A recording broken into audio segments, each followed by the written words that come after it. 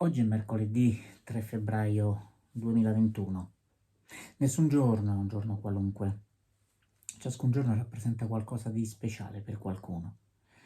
La storia ci insegna che ogni giorno può avere un motivo per essere ricordato.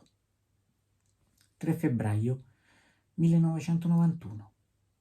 A Rimini, 30 anni fa, il 20° congresso del Partito Comunista Italiano approva, con 807 voti favorevoli, 75 contrari e 49 astenuti, la proposta di scioglimento fatta dal segretario Achille Occhetto e della contestuale costituzione del Partito Democratico della Sinistra, il PDS.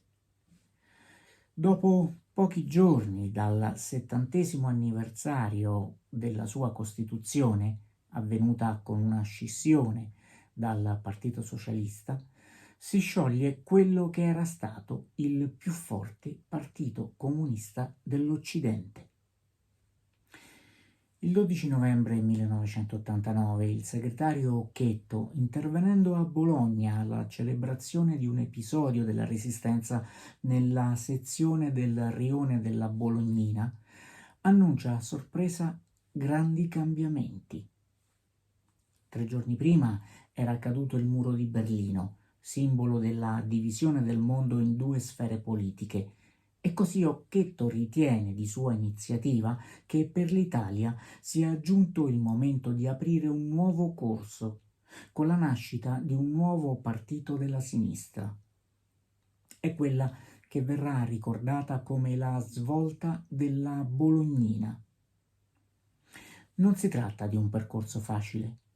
Si scontra con l'opposizione della parte di dirigenti e militanti che ritiene ancora attuali gli ideali storici del partito, che avevano portato alla grande crescita di consensi elettorali sotto la guida di Enrico Berlinguer nel periodo dell'eurocomunismo, ovvero la costruzione di un progetto politico nel contesto della dialettica democratica occidentale e del compromesso storico, con la condivisione delle responsabilità di governo con la democrazia cristiana, favorita dalla volontà di Aldo Moro. I tradizionalisti, nato il PDS, daranno poi vita al partito della Rifondazione Comunista.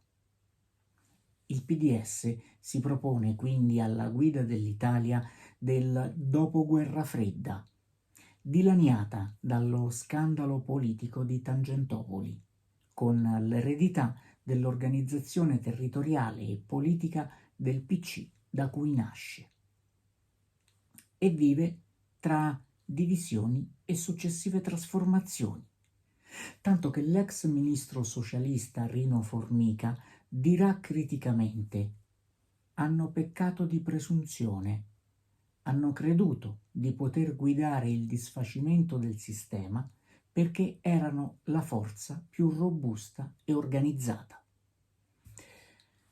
La prima difficoltà del neonato PDS viene proprio al momento della elezione nel congresso fondativo a Rimini del segretario.